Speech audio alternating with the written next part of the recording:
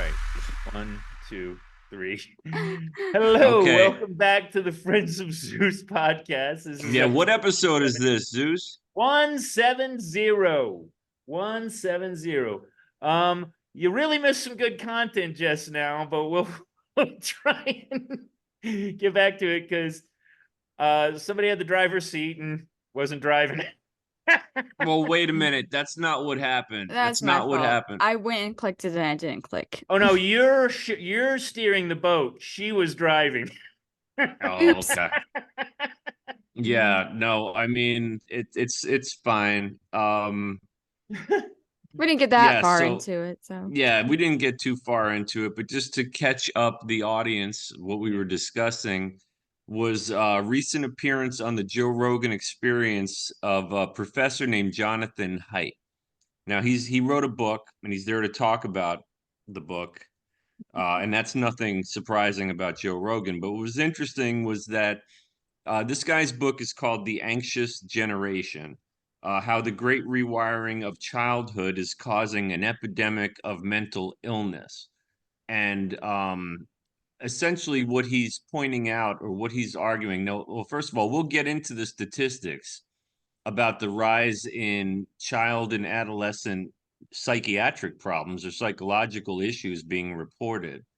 But essentially, what his book does is it attributes it to the advent of the smartphone, specifically social media, the multiple platforms, apps, and just the ability to tap into everything in this handheld device, right? Which came out Yeah, about this handheld device is 2000. more powerful than my first computer, like Oh, totally. a million times over. My Right. And watch is also, more powerful. and not just as a computer, but just the development of the technology that was already starting to crop up since the 90s, right? The internet itself. And then to have that develop and then to have this come along. All right. So it's become part of, like, what do you call, Zeus? The zeitgeist, right? It is the Yeah. culture. Yeah. So what this guy is saying is that social media is not the same, for one thing, as what we grew up with, which is watching television. Like, we were always told, oh, you watch too much TV. He says there's a big distinction between what we did and what's going on now. And it's also calling for a lot of screen time. Averages above 9 hours a day for kids on the screen, which is costing them the opportunity to do so many other things. Now, we have the same problem as adults, but we're adults. Okay, these are kids, they're developing. Um, that's pretty much what you missed when we weren't recording. That's about as far as we got.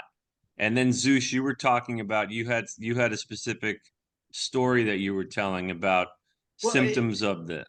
well, I mean, there. Okay, so again, we were talking about, and I've said it 1,000 times on the show about, waking up, eating some Cocoa Krispies, watching some cartoons, and then going out. Maybe you come back for lunch. No, you just ate But honeysuckles or honeysuckles yeah. for lunch. That's what you ate. Or raspberries, Off which the were tree. everywhere. Yeah.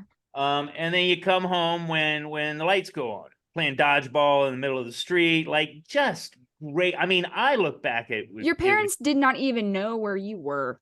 That's right. They didn't. And you were so in the show. One thing that he talks about, and I've said this before in the show as well, pedophiles and child predators, whatever you want to call them, MAPs. We're They've not always calling been them there. They've always been there. Mhm. And we're actually not, he said it better than I could have said it, but he was like, we're not protecting them from them. In fact, we're kind of pushing them towards them because now they're on the internet. Yeah. And they're at the very least, they're clever in their grooming and all that. And they do it now with anonymity, a few VPNs, and you can block yourself from pretty much any tracking. And we're just pushing them towards them. We're making it easier for them to cull a whole much larger amount of kids until they find that one that's got the right combination, the right formula of fucked up life, and bad in non-supervision. unsupervised. Yeah, not supervised. I mean, anytime I walk into the room with my kid, if he's facing one direction and I can see what's on the screen, he turns it another way. I don't think he's doing anything shady. I think I've built enough fear of bad people to do that. But there's this like must have privacy because they might see something that's dark and dirty and they want to watch it because just curiosity. Well, yeah, that's not just necessarily bad. that's a huge part of the problem is what they have access to itself. Like we talked about, some of the potential pitfalls of this kind of a freedom. Not only the predators, but the cyberbullying, the porn. And Yeah, another porn thing has that never been limited. It's never been limited in the whole, all of the internet, as long as it's been there. They do have I guess this thing now where like if you want to watch a site, you have to like register, and then they're just legally tracking what you're looking at. But still, it's pretty. All the kid has to do is Not on create Pornhub. yeah, What's that? no, there's no registering for internet porn In unless you're Virginia, in there is. unless you're in certain states where they've legislated that. That's a Yeah, few Virginia. states, but Yeah, Virginia. If there's a lot of it that's registered. I assume you can okay. still find something. Well, either way, But it's yeah. very easy for the Yeah, kids it's to find super it. simple. Well, in And on the Kansas, all you got phone, to do is say, "Are you 18?" Yep, and it just takes you right to it. That's right. And then, show me them titties.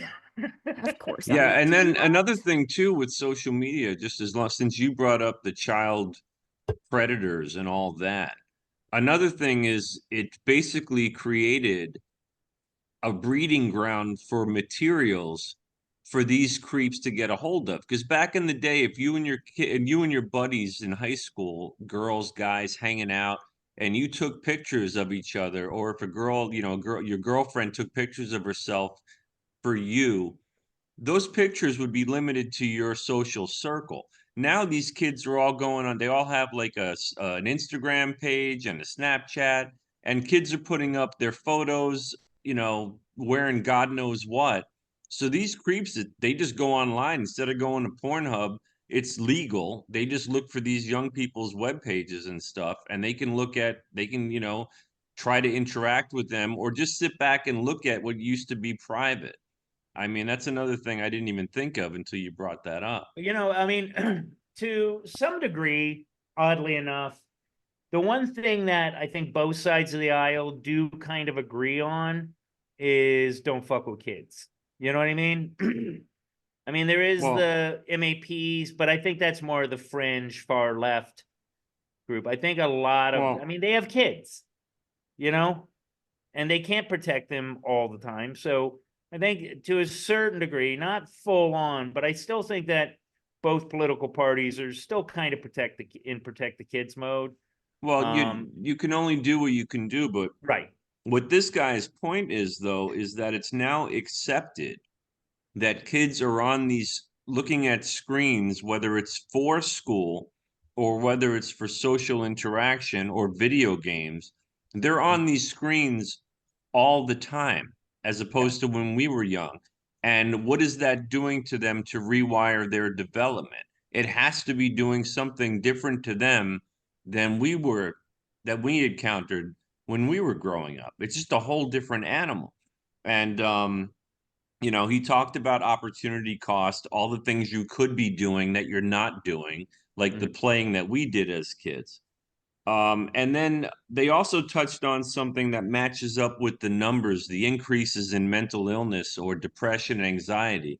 And that's, of course, what we went through the last 4 years, COVID. Now that changed everything because then suddenly not only did we have the screens and we were giving the screens to our kids, the kids were on social lockdown. So they couldn't even go to school, interact, and they couldn't play. Remember, there were curfews that you're not allowed to be outside. You can't be within 6 feet of each other. Now there's all these kids that have developed, even at a very young age, Social have anxiety. developed these anxiety issues and this depression and getting triggered by even like their parents and school teachers, you know what I mean? So I think that maybe that's a coincidence, but I definitely think the COVID lockdowns on people just increased all of our screen time. I mean, they just did. See, and about it. that's where I think like Des and I, we were kind of insulated from a lot of that. Like it didn't, for some reason, I don't feel like I had the same anxieties that the general public had. As a nurse. Yeah, as a nurse. Maybe it's we had to toughen up and like if we were gonna keep our job, we just gotta do what we gotta do and Well, right. you just lean into it. But yeah. I But think he said something though that was interesting. I can't remember exactly what it was, but he said that like a lot of the problems that were going on before COVID, there was a little bit of a spike with COVID, Mhm. but it was a otherwise blip. it was relatively normal. It was just a little spike and then things went No, no, I You know Well, was what it I'm I talking was about? continued about to grow. no, what I was about to say gets into that, Zeus. The major depressive disorders amongst teens actually started because it was all baseline for a while. It was sort of a Yeah, that's generic what it was. flat rate. And then it started to increase with around 2010 with the advent and the prevalence of the smartphone. And then so it was already trending up before COVID. And then when you get to COVID, he calls it a blip.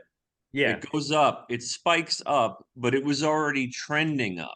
So gotcha. what Okay. he's saying is you can't just attribute all these mental illnesses to COVID. It's not just COVID. It was It more a was culmination of It no, exacerbated the before already COVID, present problem. it was yeah, already a present problem. And COVID just made it worse because like I said, a when different people anxiety. literally when people literally couldn't go to school, when you had to do screen time just for school, and then school ended, and then you had this, or your mommy or daddy had this and said, okay, here you go. Play this, just play a game. I got to do this. You know what I mean? It became like a babysitting device for kids who couldn't go out and play. I mean, And at least that's something he argues. I don't know if the you guys had that experience with your yeah, kids no, with COVID. totally. The thing that is interesting, this is kind of we'll call it Besnovian or Yuri Besmanovian. I think it might have been a little bit of what he was talking about because, okay, so how old were your kids during COVID? Your youngest? My youngest, COVID was 2020, so my youngest was 11. Okay, so yeah, right around Des and mine. Mhm. Here's the interesting thing they almost herded the parents into wanting the kids to go back to the schools. Like, because after a while, your kid being at home doing their work on the computer was nerve-wracking. Like having your kid, this is so bad, but even like back in the 70s when we were kids, like we went out, we didn't drive our parents crazy all day. Right. They didn't worry about all this shit. I think we're a big part of the making kids more anxious because we're so anxious because we grew up right in that John Walsh, Adam Walsh getting lost and killed and the huge everyone's a predator kind of vibe. And now we're like although I think it's logical, yes, I want my kids to go out when the sun comes up and come back when the lights go off, but I'm terrified.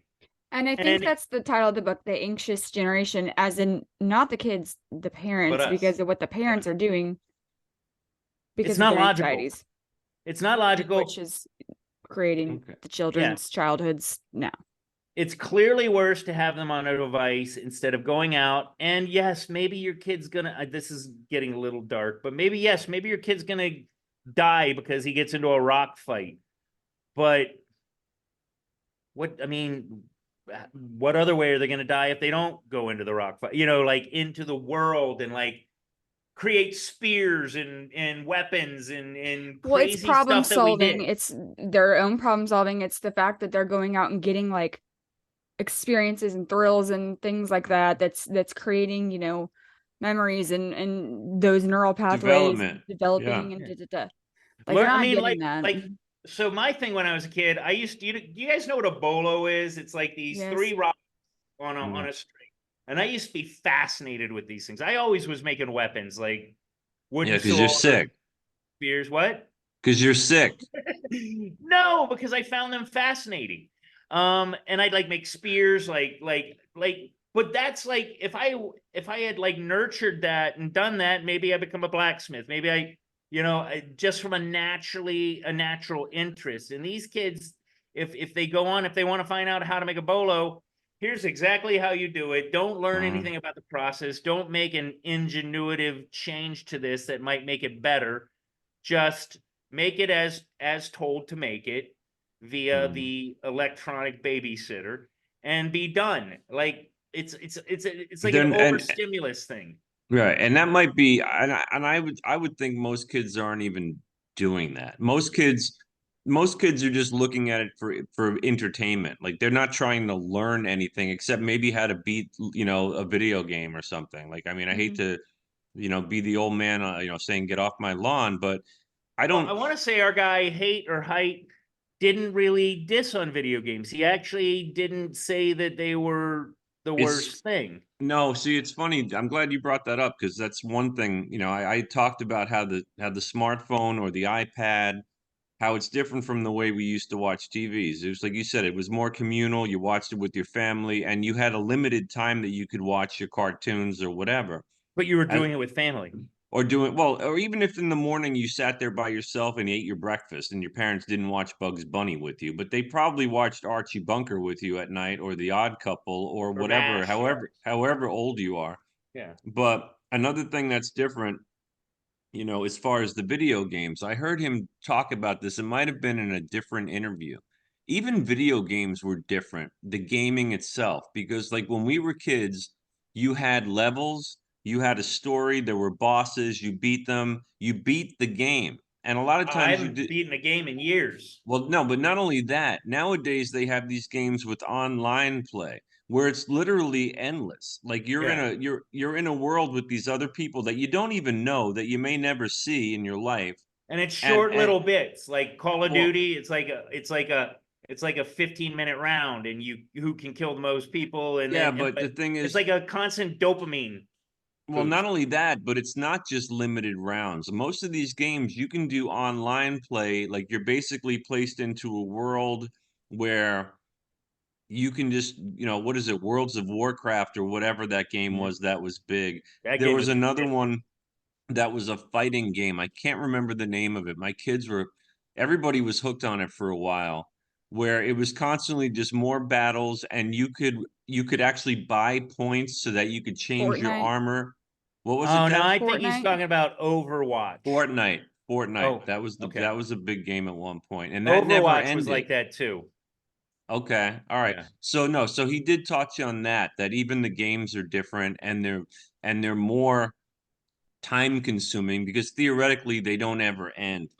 So there was Um an interview that I listened to, not on the Joe Rogan show with him, but he was talking about when, this particular person is my generation, so I'm an older millennial. So he okay. was saying, when I was younger, we used to have these things called LAN parties. I don't know what a LAN party is, but I'm attributing them to Halo parties. Well, it's like a Probably the network same. in your house. It doesn't reach Yeah, out to the world. It's whatever it just in is. your But yeah. they would have you would have to have your mom drive you over. You would take your computer screen and your whole computer. You'd have to take it out to the car, have your mom drive you to It's your an friend's house, investment. or fucking get it on your bike somehow, ride no hands to your friend's house. And every 12 boys would be at the house just hooked up. There's cords everywhere, and you'd be yelling at each other from rooms and rooms and talking shit and calling each other names, and everyone's eating pizza, but together, but a little bit separate, but still. Now the difference is all you have to do is go home, put your headset on, and you're there. Yeah. And it's not the same as, knocking on the wall to somebody like, hey, you idiot. Da, da, da. Like, it's not the same No, it's connection not. building. And it's not. And And I can tell nowadays, you, and now they even have stuff like the Oculus where you're literally completely removed from your own home and your own family. Like you're just you can't see anything yeah, going on you're around you. standing in the middle of the room, running around like a maniac. Doing It's this, hilarious. right? I've tried it, and it is enticing. It Sure, is, I bet. but it's again. For me, it's overstimulation. Like it's just too much. It's like, this isn't the real world. This is frightening that I can move around and do all these things electronically. If I turn right, I see what's to my right, you know? But I wanted to say, I think I can actually nail when they figured out how to get us. And that was a little game. I want to say it was on the Super Nintendo or Nintendo 64 called GoldenEye. Yeah, but Like that was the still first. that was a one player game. That was an awesome game. But No, that GoldenEye was a first person shooter, and you could I know fight. it was a one player game. That's what I'm saying. No, And no, it was multiple players. You could fight against somebody they were sitting next to you. Yeah, but still, they were sitting next to you. yeah, That's, it was that's the difference. But the thing about it, it was that death match kind of thing. It was that they figured out what we wanted. Like, yeah, you but can the kill point, somebody, but the not whole kill them. point is, Zeus, it's not the What's your- death match. It's the connections with actual human people. Yeah, I Like, suppose. yeah. I mean, You still had GoldenEye to sit was next to you somebody. You could can still only have poke them in the 4. ribs if you You want could to only shoot them. have 4 people on GoldenEye. I mean, really, there's only 4 connections to the controllers. Yeah. See, I remember, guys. You're right, Des, and I remember the first time I realized that there was online stuff going on because for a while we always had like dated systems. You know, we were kind of, money was tight. We weren't Yeah. going out and buying the newest thing. But one year we got the new thing, and it was called the Wii U. Ah, Now the Wii. you remember the Wii with you could play Yeah, tennis my uncle threw the controller through the TV once. I remember. Yeah. oh, that's nice. The Yeah, Wii so you U could- is He the didn't have next the little. level He of didn't that. have the little band on. the Wii U was the next level, and it actually had like a handheld device with an LED screen on it. And they also had those DSs, the little 3DSs. Mhm. And at first, they seemed like they were just kind of locked into your home, like GoldenEye.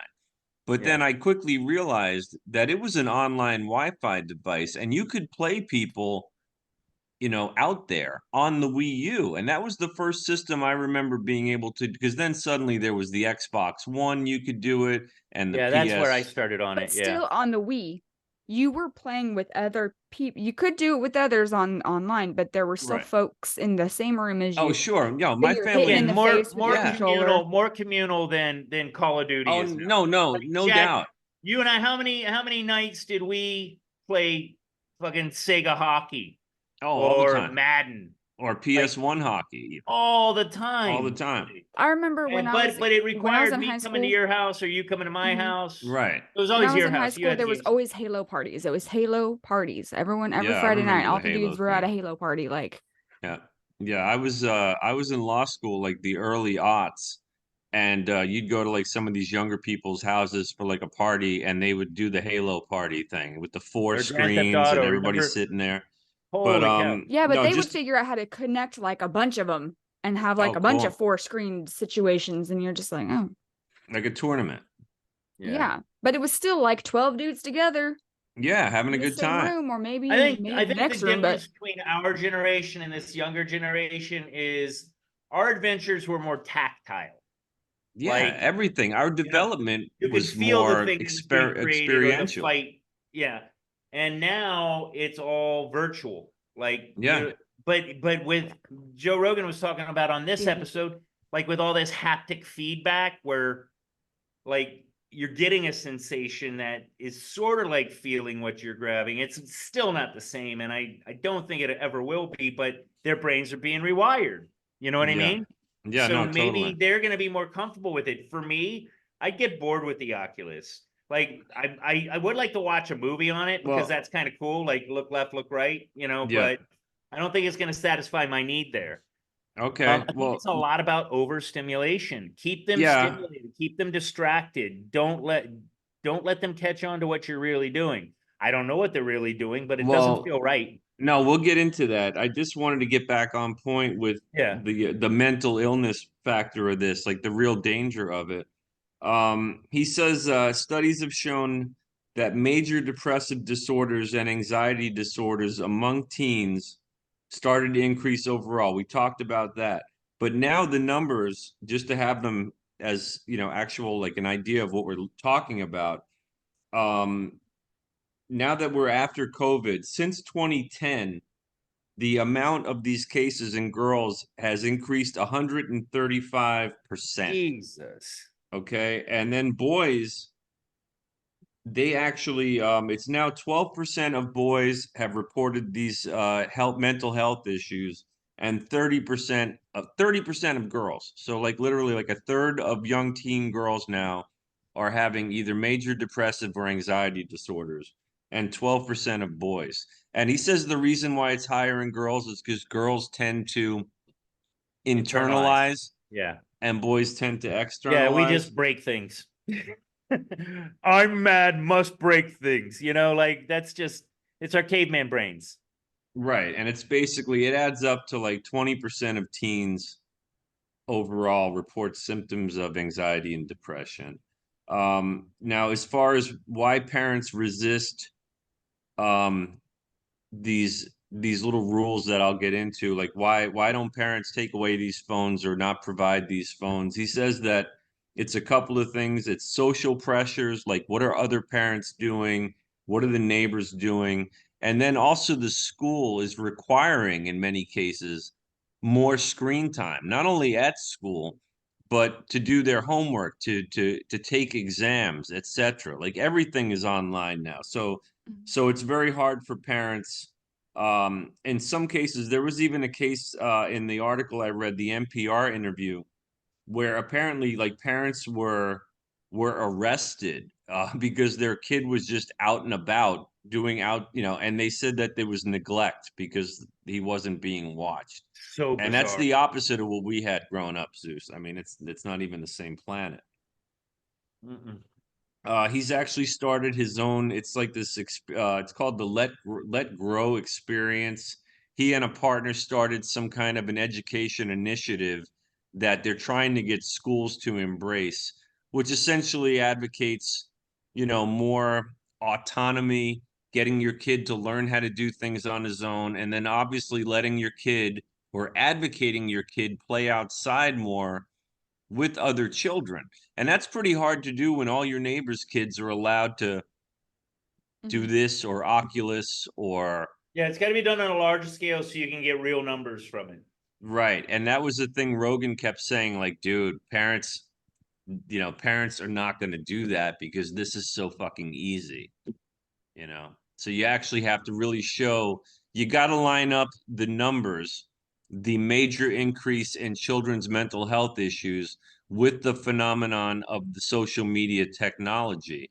And a lot of people are just very resistant to do that because as grown-ups, we love this shit just as much as the kids do. I mean, we Yeah, just we're do. just as bad, and we're hypocrites. We're fucking hypocrites. I'll Yeah. tell my oldest, what are you doing on the phone? Get off the phone. It's time to go to bed. Meanwhile, I'm holding my phone in my hand, checking texts from you goofs. You know what I mean? But you know what Right. I mean? It's Right. like we're such hypocrites. It's kind of our fault, and we should own up to that. And maybe that's how we fix things. But Yeah, and also, and Zeus, do you remember being a kid and your parents told you don't smoke or don't drink As they're or smoking. don't drive fast, and we're watching them do all this stuff and it was just kind of like, I learned it from you, Dad, you know what I yeah, mean? I do more coke so I can work more hours, so I can do more coke, so I can work more Right. hours, so I can do more coke. So Right. Yeah, yeah, so I mean, there is a level of hypocrisy that makes this sort of difficult well, to I mean, do. and outside of this guy, we need like 100,000 of this guy preaching the word. He wants to Yeah. start a cult. I might join, because unless we get really, really arguable numbers from an experiment like he calls them not nodes, norms, the four norms Mhm. that he's talking about. Unless we get enough people seeing that works, we're just gonna path of least resistance. Give them a phone. Yeah. The thing I do find interesting is now with the littler kids, like my little guy, a lot of these kids are getting these Apple watches that you can call somebody and it's got some GPS and maybe a few little, 8-bit games, nothing like off the chain, hyper technological. And I like that. I like that kids are getting that and we can kind of stay be able to track them and know where they are. But then again, I kind of hate that too. Like, you know what I mean? Yeah. It's this we're in this weird place where would it be better if we put our kids at risk and let them learn real world stuff, like be out in the woods hunting for Yeah. Bigfoot? Yeah, you know Or, what? you know what I mean? No, Zeus, you're right. And Desiree, you touched on you said it that the anxious generation, it's as much the parents as it is the And maybe children. more us. Because we all those adventures that we had, Zeus, that you're talking about, I wonder if the Generation X, because we had so much freedom and we did so many effed up things that our parents that we barely survived, that our parents don't know about. In a way, we became helicopter parents because we were like, I don't want my kid Doing the to shit I do did. half the shit that I did.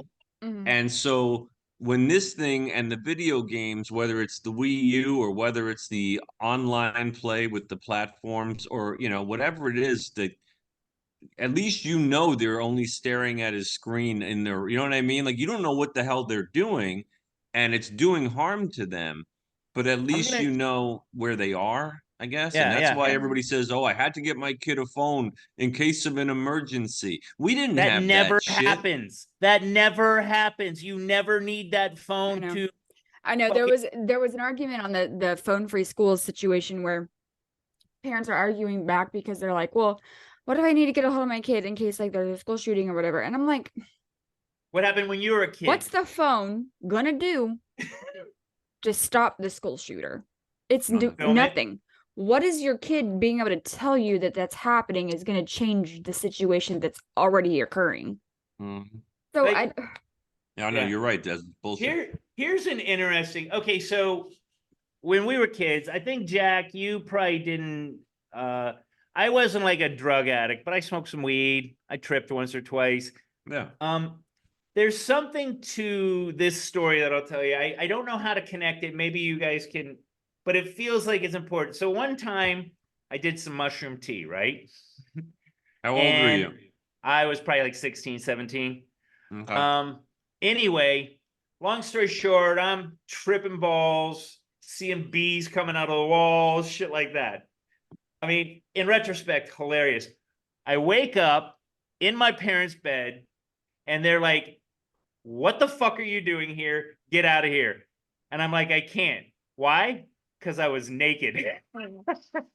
But it's like, that was an experience that I survived. I learned I don't like tripping. Like these kids, like they're defenseless. They don't have any Mm-hmm.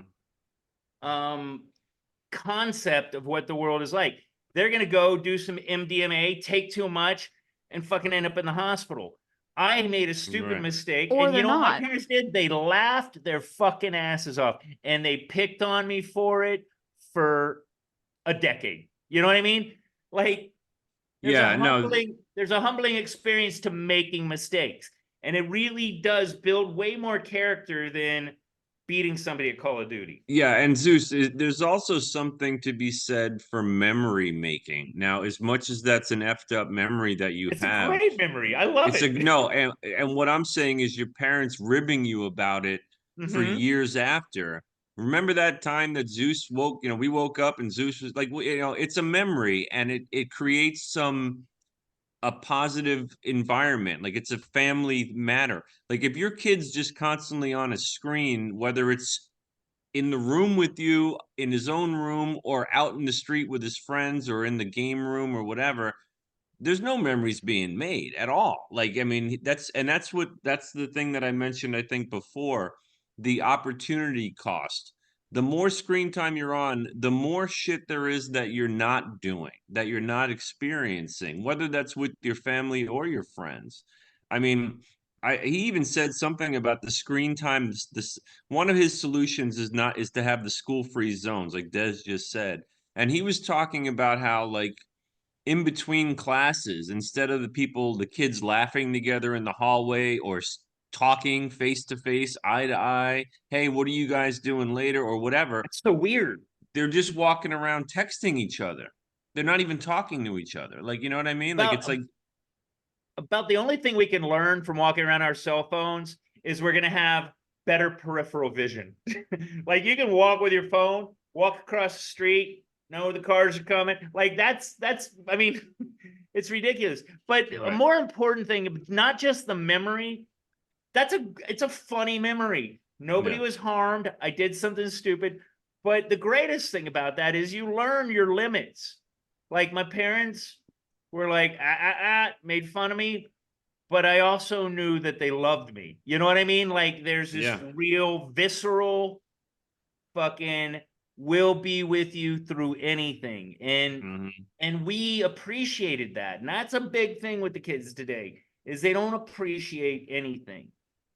Gimme, gimme, gimme. And I think we were probably the same, but it was a different time. It was No. physical things. It was things that, yeah, maybe you played with it for a month and you threw it out, but you had that thing and you had to really want this thing. What, be it a kite, be it an art set, be it a Lego. Legos are like a dying breed of a great thing. It teaches kids all kinds of Well, stuff. and I'm glad you brought up Legos, Zeus, because that's like the worst part of this. Like we always talk about the cyberbullying, the teenage angst, and the teenage mental illness that's developing, like those numbers that I just cited.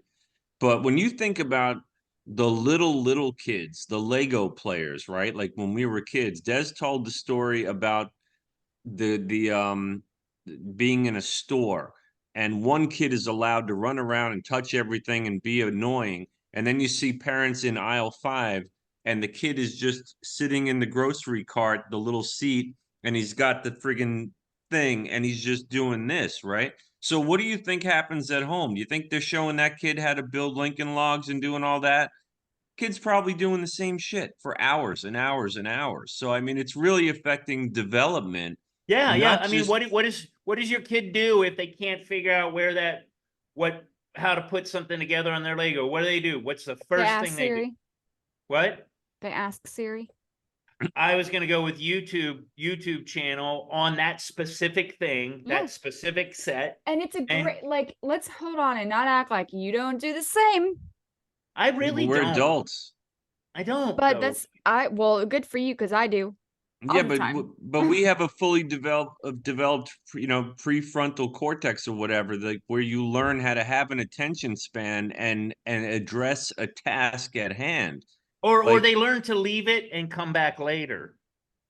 Where we did. We would sure. put something away. We would put something away because we were like, God damn, this is so frustrating. I can't figure out how to build this rocket.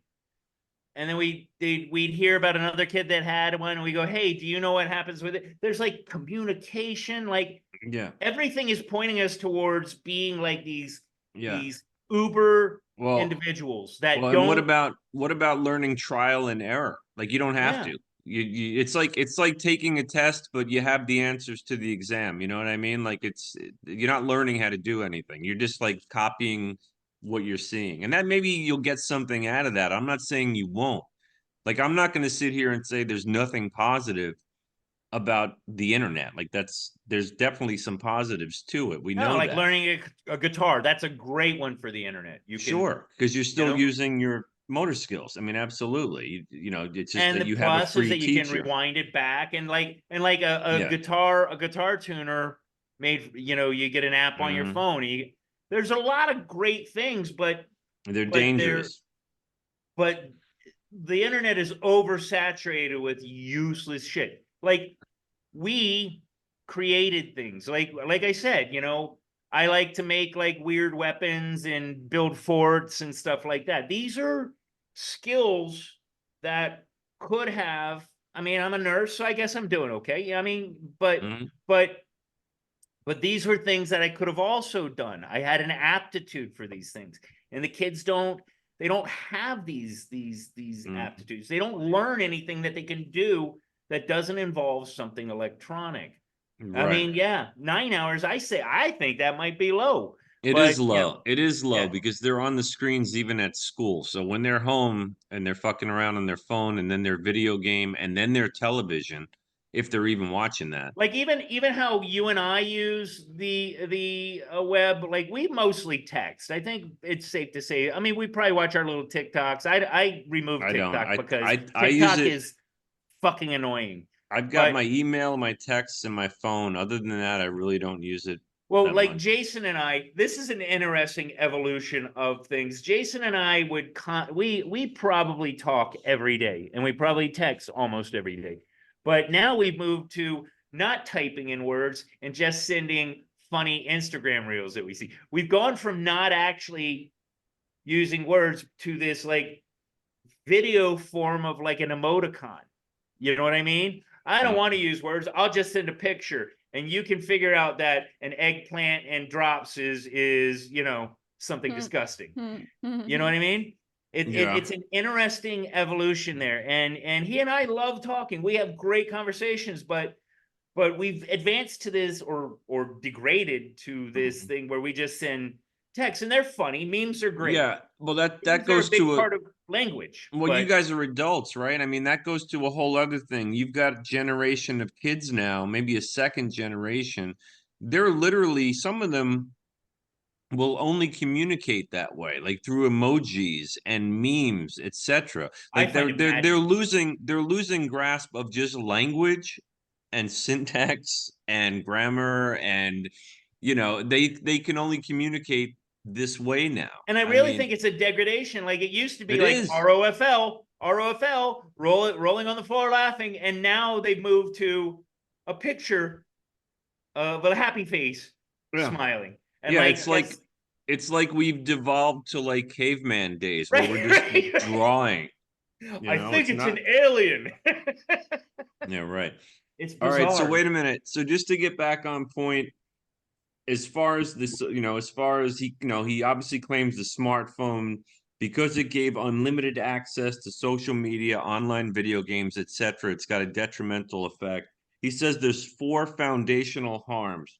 One is the social deprivation that we've talked about probably the most, since we've been on. There's also sleep deprivation because kids are taking this shit into their room. It's not like you confiscate the kid's phone They at the fall end of the asleep night. with Instagram reels running. Yeah. Well, yeah, I mean, and then another thing is like I think I mentioned this and we all talked about it, I think a little bit. The fragmentation of attention. Okay, it's just that's developing at their age, right? We're talking about early teens, late teens. Their brains are still developing, their attention span is being destroyed. And There's then got to be finally, something to be said for and a then developing brain yeah, having these weird dopamine kicks and all it's that stuff too. yeah. Like they I don't even think they've really looked into that, but there's got to be something to that the brain is developing different than ours did. Like I made a bolo, right? There was this whole process that I went through. I had to go find lead weights and the right string and all these things that built up. There's no processes. That's what we should be considering. So your dopamine kick was at the final part. The final reward was over days or Yeah, hours. or And your now you get it in minutes. and your dopamine kicks came in ways like somebody made you laugh in front of you, and or you made your friends or your family laugh, or you won the track meet that you went and you worked hard to be the best racer, the best runner. There's other ways to get dopamine. The tech designers figured out that just by scrolling and Yeah, the landing on red dot. something that interests you, your dopamine goes up. If you post something on Facebook or Insta and you get likes or loves, your dopamine goes up. Like But you're more what I'm getting constantly, at is the frequency of these dopamine well, kicks. sure, right. Our dopamine kicks were further out and Yeah. more organic. And now somebody's figured out how to control our dopamine, and it's more rewards quicker. And then what do we do next? And then what's the next thing? Oh, let's go shoot up a school. You know what I mean? How do you get there? Yeah. Yeah, no, I feel like well, such an old man right now. no, me too. Me too. But you know what? But We're right. we're not. This guy Haidt, he's not the only one. It says here, I talked about the alarming surge in depression, anxiety, and suicide attempts amongst teens since 2010, the same time as this technology. In 2021, the American Academy of Pediatrics, the American Academy of Child and Adolescent Psychology, and the Children's Hospital Association, in 2021, they all declared a national emergency in Jesus. child and adolescent mental health. So this isn't just this dude or us. This is like the top medical, academies, organizations, what have you. They're actually they're looking at the numbers and they're saying, holy shit, this is an epidemic. Like, it's real. It's actually it has spiked up. I mean, it's not just this guy is shouting at the top of a mountain, a lone voice. Like, I mean, it's being recognized, and he's just suggesting some things to do about it. um I think Des, you had started, maybe you didn't, I thought you had mentioned he advocates for solutions. No smartphones until high school. How do you pull that off? He suggests flip phones. Yeah. If you want your kid to have that emergency phone and the ability to communicate even with friends, he says a flip phone. It worked for us for a long time as Yeah. grown-ups. It can work for 15-year-old kids. Yeah, you know what? Everybody should have to go through typing T9 your texting. letters on 9. Everybody Desiree, should fucking have to do that. Wait, Desiree, how old were you when the flip phone was a thing? I don't know, because the first cell phone that I had wasn't a flip phone. It was like one of those Nokia brick phones. Yeah. Like a BlackBerry kind of thing. No, it wasn't No, even a Nokia, BlackBerry. I Or on remember. No, it was like a no with the lights on the side. Yeah. Okay. Yeah, so and then I think I had my first flip phone when I was maybe like 16. Okay, so you got really good at that texting that you had to do with the 3 letters and all that? Oh yeah. So funny. Yeah, see, I sucked at it. I was terrible. I didn't Oh want to yeah, do it. no. I could T9 text like a motherfucker. Like that's T9, that's it. Yeah. T9 Mhm. text. Yeah, everybody should have to suffer through T9 texting. It should be like a rite of passage to get your phone. Yeah, I think you're First, right. you got to do this. Right, it's like having a learner's permit No, before it's they like give you. driving a clutch before you get the automatic. Right. Hey, I'll be Another right one. back, guys. I'm sorry. Okay. okay. All right, Des, you want to continue? Yeah, let's go. Okay. The next solution he suggested was no social media at all before the age of 16. And he said that's a huge challenge because kids as young as like 11 are on social media already. Like, it's already, like the cat's already on the loose, or whatever the expression is. The cat's out of the bag. And then you mentioned phone-free schools. He advocates for that. And then more unsupervised play and childhood independence. And one of the ways he says to start that is, like, let's say, to get the schools involved as a homework assignment. Tell the kid, go home and ask your parents for permission to do something that you haven't been allowed to do within reason. And then he gives the school should give the parents ideas, like teach your kid how to, when he's really young, how to make his own bowl of cereal. If the dad has any skills at home, like, actual handy skills, teach your kid how to do that. Like, okay, here's how you put up it could be anything, how to build a model or how to put up sheetrock. I mean, once the kid's at a certain age, you can pass along some knowledge, or the kid, hey, make your Mow own the grass. sandwich. Yeah, mow the grass, make your own food. You know what I mean? Like, to some extent, you don't let a 6-year-old, boil anything on the stove. I'm not, it's not that crazy, but it's definitely doable. And then also, I don't know if we can get into this. There's obviously detractors to this guy Haidt.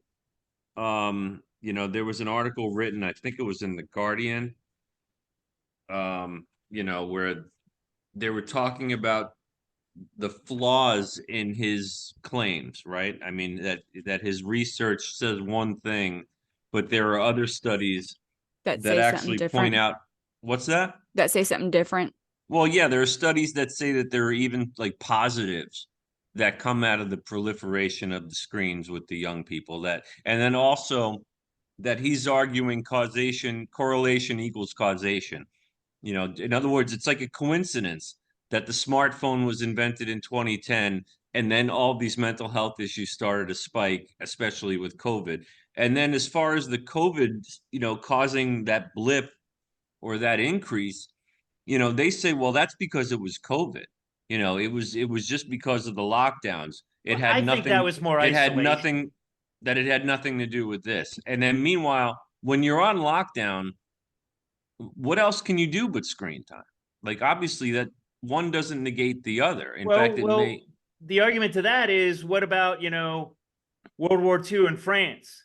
You were holed up in a place. You were playing board games, cards. You were doing things, but you're still communal. That's the thing. Right. So I think the difference is the individuality. What's interesting about the whole argument for the social media being the driver of this is that whatever the statistics is, I think it's grown to 30% or 20. I don't know. I don't remember what the exact statistic was, but that it's worse in girls. Yeah, right. We talked about that. Well, yeah, and because it's boys are a little different, and it's less for the mental health is less for boys, even with all of this, because they're not necessarily talking about each other. Right. They're just kind of just being lonely in a way. I mean, but boys, we just do things different. This is not meant to diminish women, but women have always, as long as history is gone, they've always had this submissive second. Oh boy. I don't mean this. This is not my feelings. I love women. I work, dude, I work. No one said you don't. No one said you don't. Don't be defensive. No, but the old boy said it all. I just feel like I don't feel this way, but I feel like society does. Like, why are men choosing whether women should have abortions? Fucking, I'm done. Well, wait a minute. Actually, we're not talking about any of that. Yeah, we're not talking about that. Haidt actually. But what I'm saying is, I think adolescent they internalize so much because that's what they've done. I know, but Zeus, he actually said, and we talked about it, women tend to internalize emotional conflict more than men tend to externalize it. They'll do something stupid. Guys will do something stupid. Girls we'll will get drunk and get into a fight, and then we're better. And that's another thing. If you want to make a generalization, I would say that men solve conflicts between men by engaging more quickly in a physical situation, whereas women will ostracize each other and gossip. And if you have the internet involved in that's and that's just the cycle of the internet.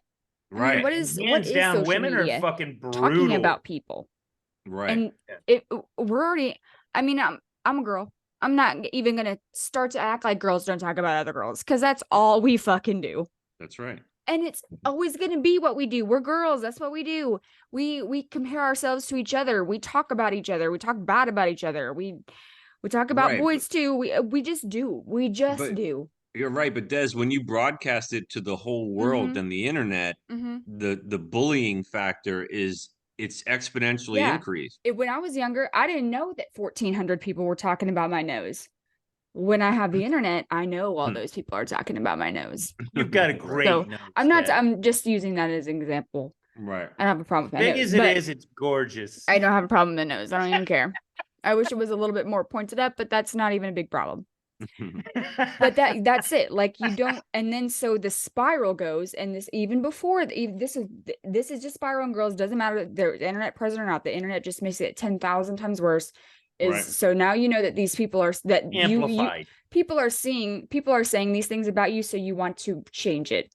So you're constantly in this cycle of changing and trying to be the best and changing and trying to make other people have a different view of you and trying to be the best until you can't. People you're never gonna meet. That's where the adolescent suicide comes in. And then what about the danger of the anonymity of the people talking shit about you? It doesn't even matter. It doesn't even matter who it is. No, it's just that people are saying it could be bots. It doesn't matter. I don't know if I made this analogy on the show before, but this is an example of what Desiree's talking about.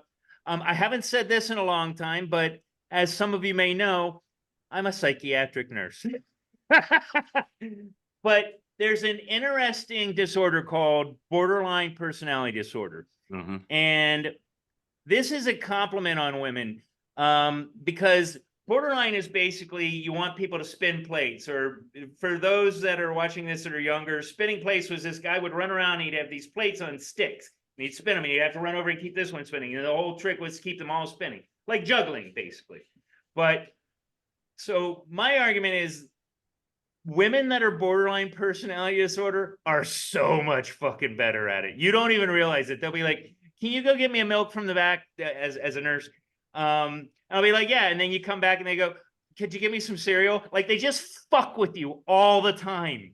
But when men do it, like the women, it takes like 3 days to figure out that they're borderline personality disorder. The guys, they're like fucking just dumb with it. They're just like blurting out everything they can to get you doing it, and they're just the worst because women, and this is truly a credit, women have to maneuver the world mentally far more than men do. That's fair. Run through walls, and they're like, Zeus, could you run through that wall for me? We're like, okay.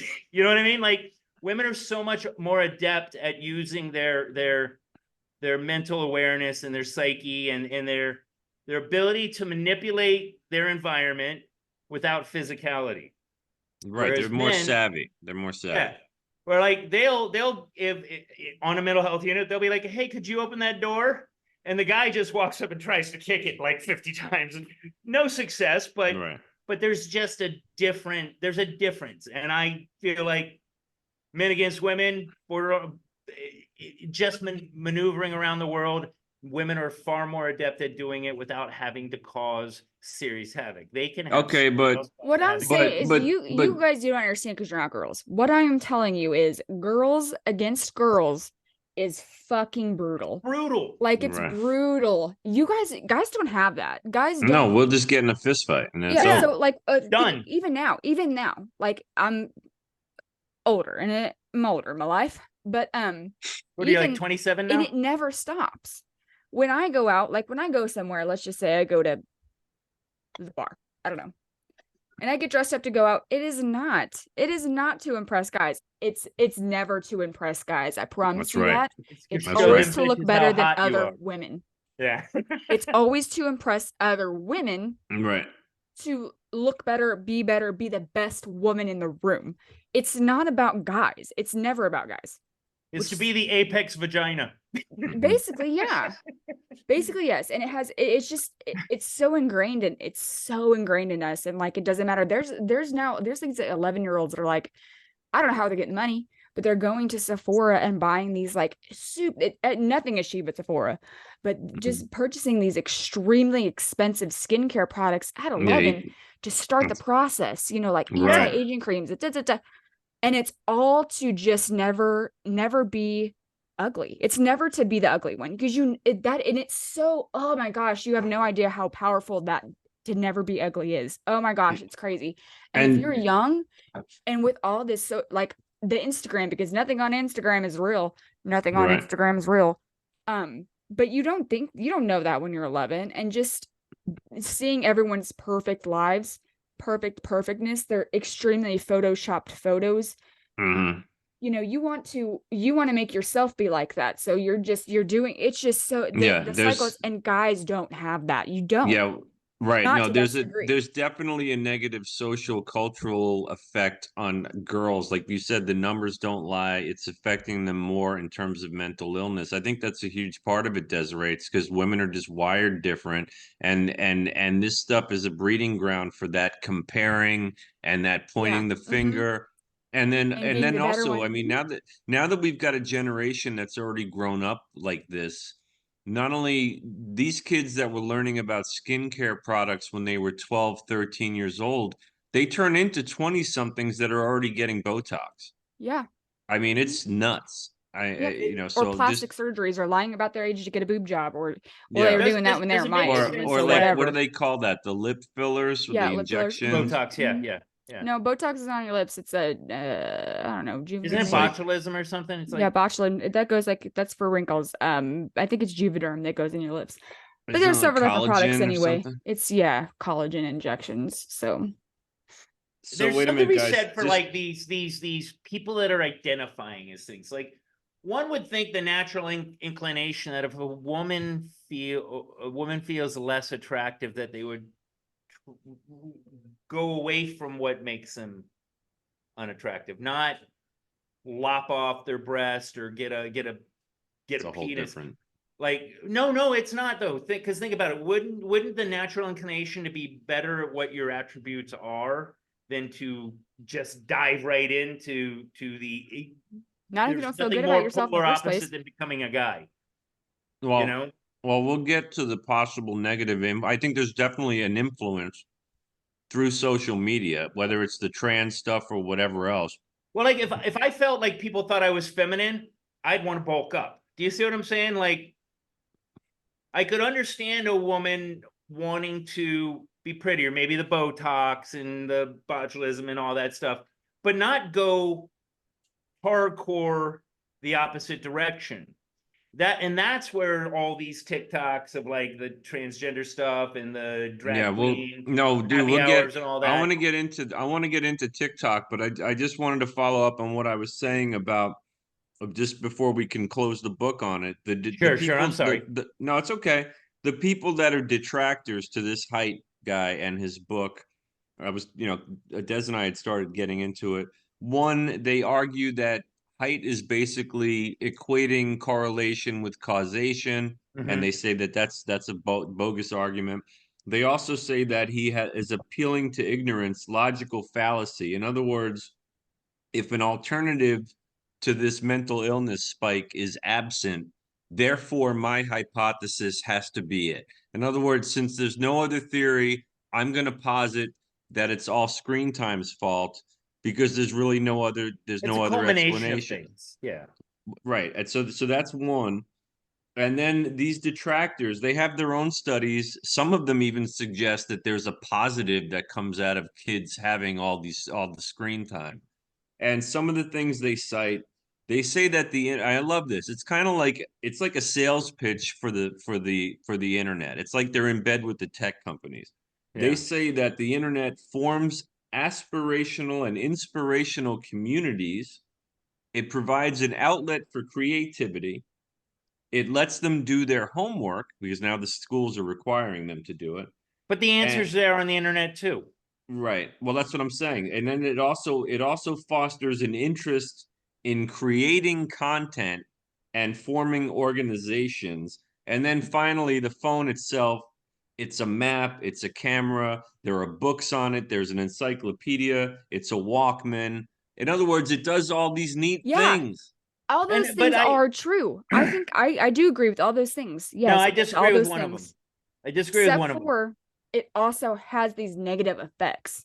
Sure. And the But negative is also, a little bit worse than the positive. Right. I think And the that the negatives term well, yeah, no, Des, they're acknowledging that there is a mental health problem spike, that it's happening. But they're just saying it's not because of all the screen time. And you and I both know that it does have something to do with all the screen time. It definitely does, especially if you, like you said, if you're a girl. But again, as I was saying earlier, again, and I'm not like hyping on my life and I grew up right and all that, but I grew up better. Creating content. There's no physicality to that. It can disappear, it can cause you pain, but they're not creating anything. They're producing not an object. It's nothing you can, again, to use the term from earlier, it's not tactile. Well, it shouldn't have to be tactile. I mean, I but think that I think the term even creation is poorly used with that. Creating should be Well, like building something, like they building are a they are fort building or an building a empire. They could sandcastle be or like, look at these people with these YouTube channels that are just fucking not, right. like they the are Friends of Zeus creating something and podcast. they are producing Right. something No, that is useful to society, or yeah, and not in both some of you. cases. No, both of you guys are on point because you're right. The Friends of Zeus podcast is us creating some content, hoping that it catches fire and whatever. But the thing is, we're grown ass adults that already have a fully developed we're making the decisions of what we put out there. The problem is when you're teenagers, not only are you saying stupid shit on Twitter and Insta that could get you in trouble, but as far as creating content, like I said, a lot of it is borderline, graphically sexual in nature, especially Yeah, when it our comes to the content is teenage more girls. like And then also a lot of content creation nowadays, kids they're growing up to know about OnlyFans. Okay, so you've been hooked on this shit your whole teenage experience, and maybe you've got some other issues, and all of a sudden you go from 17 to 18, hey, I want to be an influencer. I'm going to have an OnlyFans page like that actress does now. I mean, because you're not you're not making smart decisions. So a lot of the Because they're not content based on creation is real just world garbage. Or is it experiences. a smart decision? I don't know. Maybe for adults, I guess you can argue, but if you're 18, you're an adult, I don't know. But I don't necessarily think all OnlyFans creation is in. I think maybe half of it's probably bad, but the other half is like, even though you're taking your clothes off for money, I don't have a Yeah. problem with that. I mean, Well, it's your still argument something smart. prostitution. It's smart.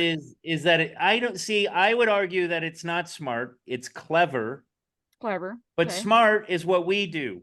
We're trying to at least maybe our opinions don't match up with other people, but I still think that we do a pretty good job of looking at both sides of things and giving people a soundboard. You know what I mean? Something that they can listen to and go, I agree with that. I don't agree with that. Like promote thought. Um, no offense, but yeah, I'll look at an OnlyFans video all day long of a hot whatever, but it ends there. It's like a Yeah, cool. She got you money though, didn't she? right, but again, Well, that's why I say then the that's story's but, over. The end, but that's end of why I say it's discussion. All right. Well, but now we're that's talking about just the purest form of capitalism in the world's oldest profession, whether that's a good thing or not. I'm yeah. just saying for That's why I say teenagers it's to get clever and into it. not smart. Look, There's a difference. I just think for kids to have access to all this stuff, and we touched on the porn thing, this is basically one step removed from that. I mean, instead of boinking a guy on camera, and you could say, well, it's a good way to make money. It's not the best way to make money. It comes No. with a lot of baggage. You know what I Mhm. mean? You're better off, doing well in school, getting a good education, getting a high paying job the best way you can with the skills that you have. Now, if you're gorgeous and dumber than a box of rocks and you didn't make it to New York Yeah. City as a runway model and that's what you want to do because you want to get out of the trailer park or whatever, hey, that's your choice. You're 18 years old. But I mean, I think if you've been looking at those people get rich since you're 12 years old, you're probably more likely to think that's the best way for me to do Path it. of And least it isn't the resistance. best way to Yeah, do it. it's the path of least resistance. Right. All I got to do is uh build up my mental faculties to deal with the fact that I'm showing my boobs on a website. And yes, I make money, but what's the mental health ramifications of that? Because Right. and if it's not the ramifications of that, it's an exclamation of whatever got them to that point where they were okay with getting naked or being Right. fucked on camera. So like it's either way, sure for some there's probably some people out there that are like mind positive. They're like they know what they want. This is the quickest route. Maybe they even use the money they make from this to go to college. donate to like missing children or something. Like maybe they get it. Maybe Right. there's some that get it. I got these assets. I got limited time. I'll do this till I'm like 27 and then I'll go do real world shit. I'm sure there's some people out there that really are doing this because they can live with what they do. Right. It got them the mental fortitude to do this. Sure, and live there's with the people like decision that. they made. Yeah, And I mean, I was I like a bet, Hooters girl for 6-7 years. and look at you A now. what? You're a A fucking Hooters girl. banger nurse. You're a Oh, fucking okay. yeah. Well, there's a big difference between working in a restaurant. I understand that. I understand that, but Okay, it was But it is like it is getting a naked online for sexualizing money. yourself. and I but Des, guess. you're like one of the ones that would be like, okay, I'll show my titties and make like $5 million in 3 years. I could see you doing that and totally being the respectable person that you are now. So you being a Hooters girl was about, I've got this. This makes me good money at the time. Well, yeah, it wasn't. But then I'm you saying went a it's, different route. yeah, and all I'm saying is not everyone that's on OnlyFans is just that's not how they can make money. I'm agreeing. Right. I think I just made an argument for a lot of them being smart and using what they've got for like a 10-year period in their life. Because at some point, Look, if you're doing the money with that kind of intention and you're applying it to, let's say, your education or whatever, like I mean, you walk into any nudie bar, right, in the country, there might be one dancer who's literally doing it to save up for college. You who's know what I actually mean? going to college with Maybe money. two. I mean, the rest of them, they're either giving all the money to their boyfriend, or they're doing drugs, or they're doing something, Yeah, they're like, It's I am doctor in the country I come from. right. Yeah, sure you are, sweetheart. Here's $20. Yeah, sure you are. Here, show them Hey, again. listen, guys, before we wrap up, I do want to get into one thing, just real quick. Again, he says that this requires collective action.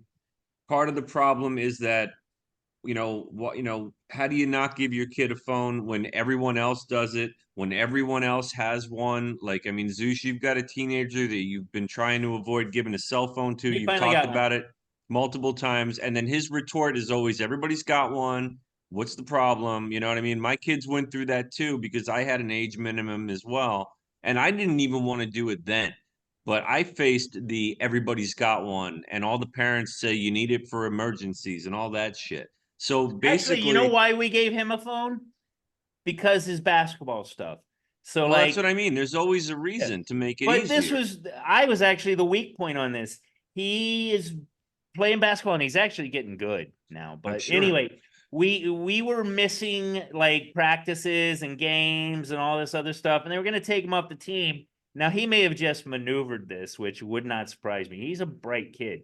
Yeah. But yeah, so it was actually not the common one. It was not about fear for, because dude, you last time you saw him, he's this much bigger. He's like 6'4" now. Yeah, He's like he was 3 big or when I 4 saw inches him. taller than Anyway, me. about the phone.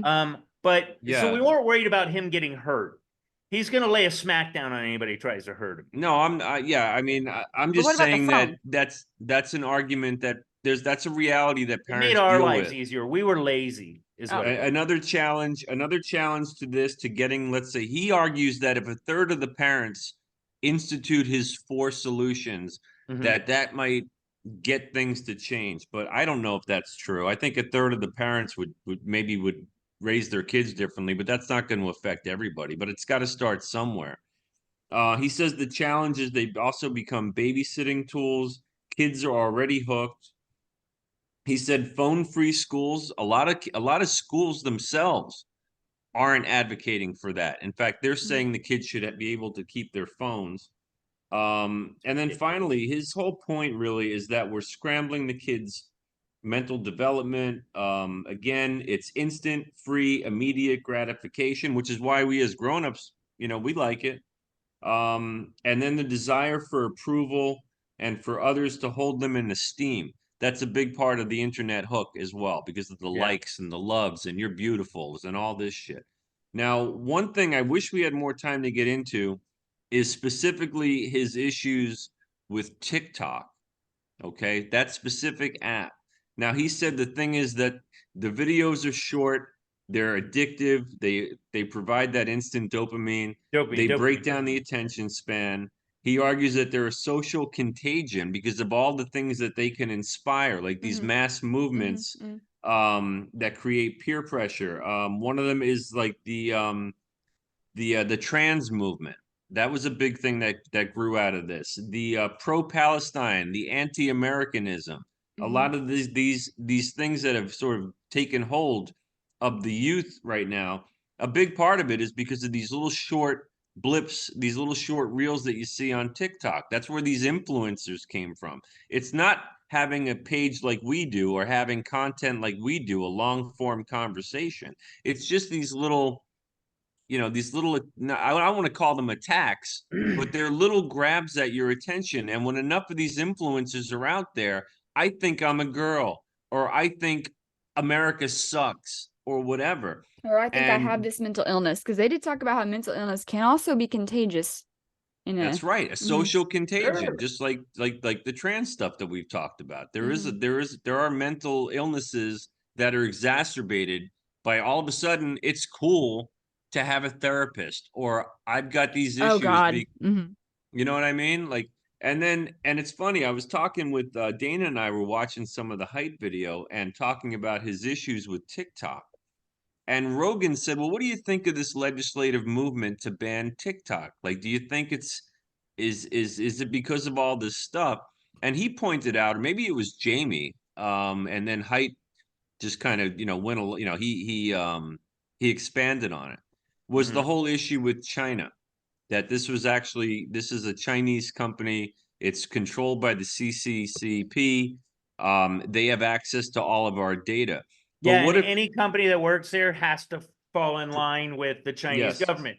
So right. TikTok may have So had good intentions. In fact, if you look at no, their but TikTok that's is like playing Zeus.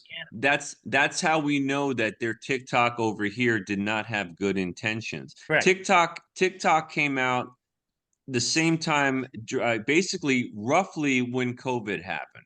And think about it this way: if TikTok is creating all of this destruction to the development of our brains, our psyches, our ability to solve problems, and if it's also promoting a lot of these mental illnesses and a lot of this anti-American movement right now, if it comes from China, and if COVID came from China, doesn't it seem like there might be some insidious purpose to something like TikTok? Absolutely. I mean, like an international, global, insidious purpose. Like, let's fuck with America. Let's divide them. Let's get their kids to not give a shit about their history or their values or anything at all. I mean, it sounds far-fetched, but it doesn't. You know, Maybe to they just me, mastered social contagion. yeah. Obviously, you know what I mean? And also, if they put us in lockdown with COVID, which we know the virus came from, like that's not like a made up theory or a conspiracy theory. COVID came from the Wuhan lab. We know that now. Yeah, there's a great Jon Stewart bit where he's talking about it's called the Wuhan contagious disease, whatever. He's like, Right. it's on the sign. Right. Yeah, yes. It's on the sign. So if they leaked that onto the world, created lockdowns, and then provided America with this new cool software that all the kids have to have, where they can basically rot their brains, it does seem purposeful to me. Here's something that you may not have considered, and I've considered this from go with Okay. COVID. There's two things that I talked about with Mike. First of all, the numbers are bullshit because it's either fast or deadly. It can't be both because more people would be dead. Done. Right. So there's that. But more importantly, and I don't know if you guys will agree, but the masks, for me, the masks were massive. There's this androgyny. It almost kind of supports like the trans stuff. Like you can't tell if a person's a man or a woman sometimes if they got a weird body shape. Like Right. it was the not seeing smiles, not seeing frowns.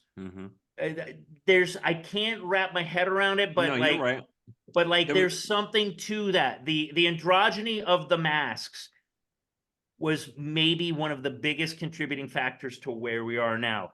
Like I always wore my mask around my chin. I swear to God, the key to not getting COVID was wearing the fucking mask around your chin because you get COVID from your chin. Like I never, and people would bust my balls, but I'm like, I can't breathe with this thing on.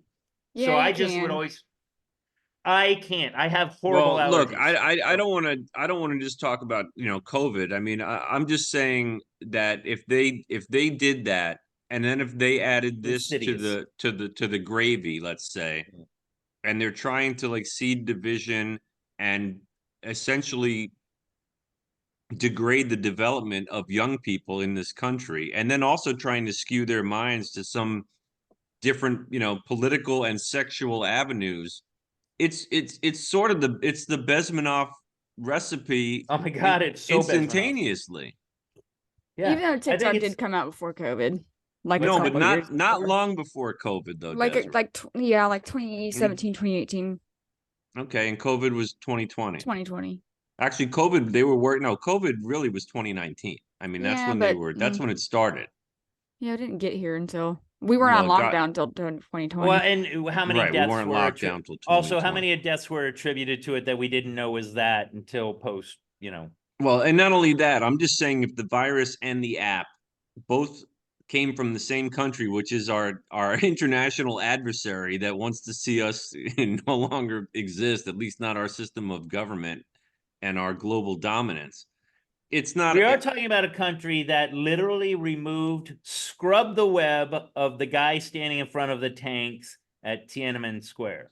Not only that, but TikTok in China is so different. It's like learn to play the piano. Everything is like acrobatics, mathematician shit. Mhm. Like there, it's so the polar opposite of what we've got. Well, Ours is eye not only candy, and that, there's like, it's all pro-China government and pro-China communism. Like, I mean, in other words, but it's a subtly as well. well, not in I, China. In China, it's like this is how it is, and this is what's allowed, and this is what's not. And then in between those propagandist elements, then there's here's how to do math, here's how to play piano, here's how to, you know what I mean? They want them to get really good at whatever it is and they do. probably not like giving the answers, just re-instructing on how to do it. I'll Correct. bet they're that wise. Like Correct. you, It's homework. It's yeah, homework. yeah. It's interesting. And it's terrifying. And the term that I've been rolling around in my head through this whole thing is, are we too far along in our journey in the desert to turn back? Like, do we That's have what to yeah. do we have to go forward and hope we come out better, or are we just gonna die? Well, You that's know what I right. mean? Because and with all the challenges that I just read off, even to the Yeah. point where the schools are advocating more screen time, how do you fight? How do you get even 1/3 of parents to say, okay, I see Jonathan Haidt's 4 solutions, and that's what we're gonna do, God damn it. It's really hard to do when everybody in your neighborhood and in your school And and in you're your holding your phone listening to the podcast Well, with no, we have Jonathan the anxious Haidt. parents that are like, oh, I have to be able to get to know my kid like all the time. Meh. I gotta right, go get my nails did. I can't have time for this right now. Yeah, right. I don't know. I'm Yeah, terrified for the world. I'm I very really am. skeptical that we'll change it at this point. I think that the toothpaste is out of the tube, the Yeah. genie's out of the lamp. I'm I think not to diss on Dana, but I think my attitude about this horrible pain and something beautiful arises from it. I think I'm not on that you're not train feeling the anymore. birth. You don't think a good thing's going to be born of it anymore. Nah, I think we need aliens. I think we need We another might need 9/11 to get us all back together we again. might And need aliens. Yes, we might. yeah, Well, I don't want anything like a 9/11 at all. yeah. I don't No, think but I we need mean that. something so drastic that we can't help but be one again, Unified, right? and not against Israel, but not pro Palestine. You know, there's all, you know, for people that don't want to be binary, they're certainly making everything binary. Pro Palestine, anti Israel. Like there's all the pro con, pro con, pro con. They're just doing it in a different way now. Yeah. You know what I mean? Okay. Well, Uh, there's a lot of division being happening. And there's a lot of teen mental illness happening. And this guy posits it's the screen time. Our viewer out there, maybe you agree with him, maybe you don't. But I think we've been on for a while now. I I wish think we had two viewers so they could be buying. we want our 2 binary viewers. And you know our anonymous non-binary viewers, you know, that's fine too. And Um, anyway, before you say it, I think we've been on for a while, unless you guys have something else in conclusion. I just want to say the end is nigh. Right. Go Okay, well, ahead. we're gonna wrap it up because the end is nigh. All Bye, right. everybody. See you next time.